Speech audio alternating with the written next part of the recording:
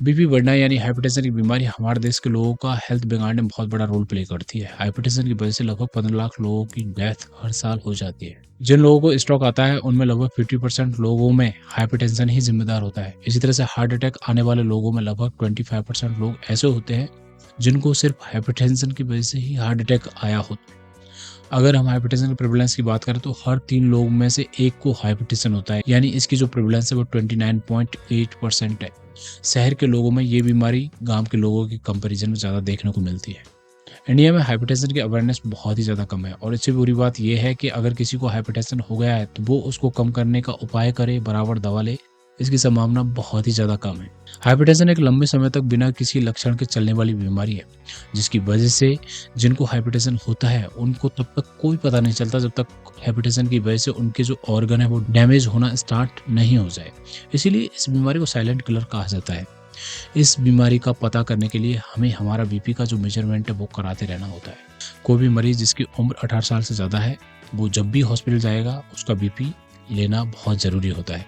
अगर किसी की उम्र 50 साल से ज़्यादा है तो उसको हर साल जाके अपना बीपी का मेजरमेंट करवाना चाहिए। जिस इंसान का बीपी लिया जा रहा है वो रिलैक्स अवस्था में हो, यानी कि वो एटलीस्ट 5 मिनट कंफर्टेबल पोजीशन में बैठा हो।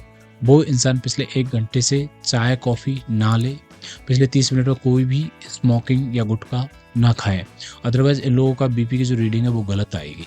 जब भी किसी इंसान का बीपी लिया जाता है तो वो इंसान सिटिंग पोजीशन में हो, पीछे को बैक सपोर्ट लेके बैठा हो और उसके जो पैर हैं वो क्रॉस पोजीशन में ना हो। कम से कम 2 बार इस इंसान का बीपी लेना चाहिए और अगर दोनों रीडिंगों के बीच का अंतर 5 से ज़्यादा है आपको तीसरी रीडिंग लेनी होगी और जो रीडिंग सबसे कम है उस रीडिंग को फाइनल मान लेना होता है। ये एक टेबल है जो बता रही है अगर सही ढंग से बीपी नहीं लिया गया है तो आपके बीपी की जो रीडिंग है वो काफ़ी बार ऊपर नीचे आ सकती है। काफ़ी लोग जब डॉक्टर से मिलते हैं तब वो चिंतित हो जाते हैं, जिसकी वजह से जब डॉक्टर उनका बीपी लेता है तो उनका बीपी बढ़ा हुआ होता है, परंतु जब कोई नर्स उनका बीपी लेती है या खुद बीपी लेते हैं तो उनका बीपी नॉर्मल होता है। ये बीपी की बीमारी नहीं है, ये एक कंडीशन है जिसको हम व्हाइट कोट हाइपरटेंशन कहते हैं। अब अगर हम हाइपरटेंशन की बीमारी को पता करने की बातें करें तो हमें कम से कम 2 बार अलग अलग टाइम पे बीपी का सेट लेना होता है और दोनों बार बीपी लेने का टाइम का जो गैप है वो एटलीस्ट 1 सप्ताह का होना चाहिए। नॉर्मल बीपी एक एडल्ट इंसान का लगभग 120/80 रहता है। 120 जो है वो सिस्टोलिक बीपी होता है और 80 जो है वो डायस्टोलिक बीपी होता है।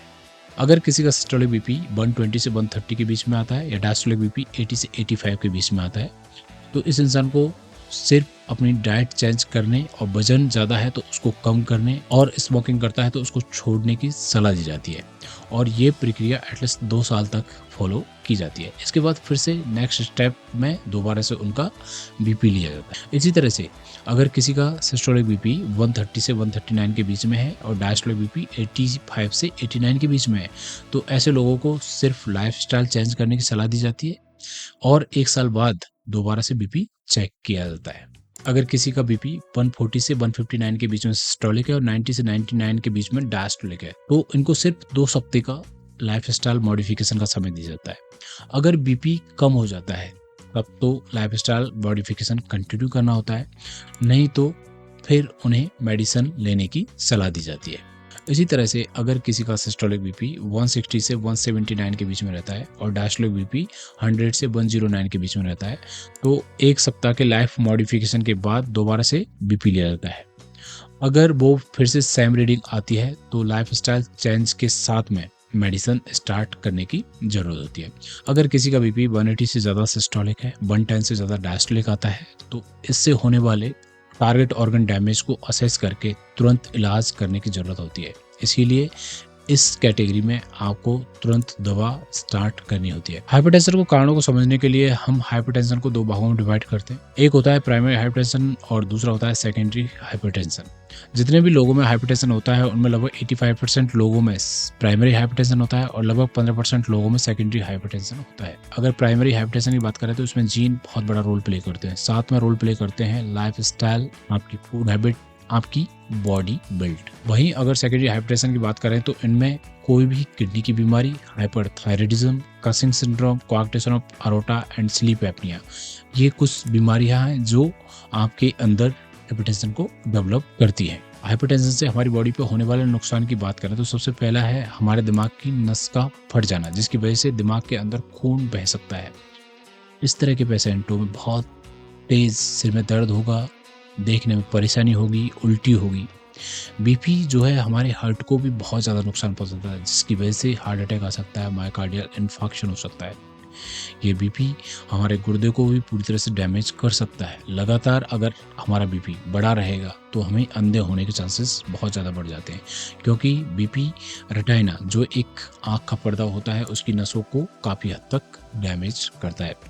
जब भी बीपी की बात आती है तो हमारे दिमाग में सबसे पहली जो बात क्लिक करती है वो है कि जिंदगी भर तक बीपी की टैबलेट लेनी पड़ेगी।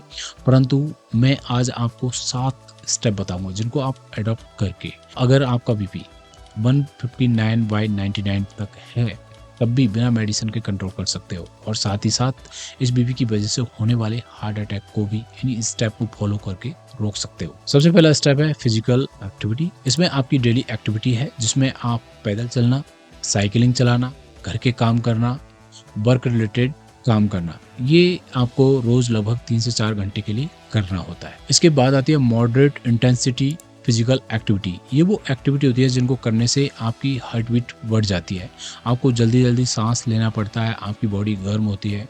जैसे कि आप 5 से 7 किलोमीटर पर आवर की स्पीड से ट्रेडमिल पर दौड़ना, सीढ़ियाँ चढ़ना, तेज चलना।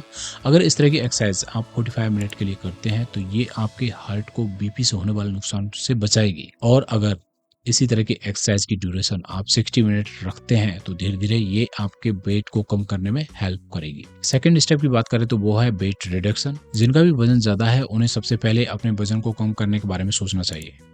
वेट रिडक्शन के लिए आप अपने कैलोरी इंटेक को कम करें, साथ ही साथ आप एक्सरसाइज भी करते रहें। किसी भी इंसान के मोटापे को नापने के लिए आप बॉडी मास इंडेक्स का सहारा ले सकते हो। नॉर्मल बॉडी मास इंडेक्स 18.5 से लेकर 22.9 के बीच में रहता है। अगर किसी का बॉडी मास इंडेक्स 22.9 से ज्यादा है तो वेट कम करने के लिए एफर्ट करना स्टार्ट कर देना चाहिए। थर्ड स्टेप की बात करें तो वो है अल्कोहल कंजप्शन। अगर किसी को हाइपरटेंशन है और वो अल्कोहल ले रहा है तो उसे अल्कोहल लेना बंद करना पड़ेगा। दारू पीना कैसे छोड़े, इस पे मैंने एक सेपरेट वीडियो बना रखा है, आप वो जाके देख सकते हैं। फोर्थ स्टेप की बात करें तो वो होगा तंबाकू लेना रोकना होगा। तंबाकू पीने वाले में हार्ट अटैक के चांसेस लगभग 5 गुना ज्यादा होते हैं, और अगर दिमागी स्ट्रोक की बात करें तो तंबाकू लेने से आपके अंदर स्ट्रोक आने के चांसेस 3 गुना ज्यादा बढ़ जाते हैं। इसीलिए जिनको बीपी बढ़ा हुआ होता है उनको तंबाकू जितना जल्दी हो छोड़ देना चाहिए। फिफ्थ स्टेप की बात करें तो वो होती है डाइट। हर इंसान को बैलेंस डाइट लेनी चाहिए। एक इंसान को फैट की मात्रा टोटल कैलोरी का लगभग 30% ही लेना होता है, और ये वाला जो फैट है वो भी पॉली अनसैचुरेटेड होना चाहिए या फिर मोनो अनसैचुरेटेड होना चाहिए। बेकरी प्रोडक्ट, मार्गरेन बिल्कुल न लें, क्योंकि इसमें ट्रांस फैटी एसिड होते हैं जो बॉडी में जाकर बहुत ज्यादा नुकसान पहुंचाते हैं। रोज लगभग 400 ग्राम के आसपास फ्रूट्स, वेजिटेबल, होल ग्रेन लेना चाहिए। सिक्स्थ स्टेप की बात करें तो हमें नमक का जो इंटेक है वो कम कर देना चाहिए। हम इंडियन ऑन एन एवरेज 8.5 ग्राम के आसपास रोज नमक खाते हैं। हमें नमकीन, अचार, पापड़ ये सब बिल्कुल बंद कर देना चाहिए। टोटल नमक का जो इंटेक है वो 5 ग्राम के नीचे रखना चाहिए। लास्ट स्टेप है अपने स्ट्रेस को मैनेज करें, प्रॉपर नींद लें। ये एक डिटेल डिस्कशन था हाइपरटेंशन के ऊपर। कोई और टॉपिक पे अगर आप वीडियो चाहते हैं तो प्लीज कमेंट करके बताइए। तो मिलते हैं नेक्स्ट वीडियो में। नमस्कार।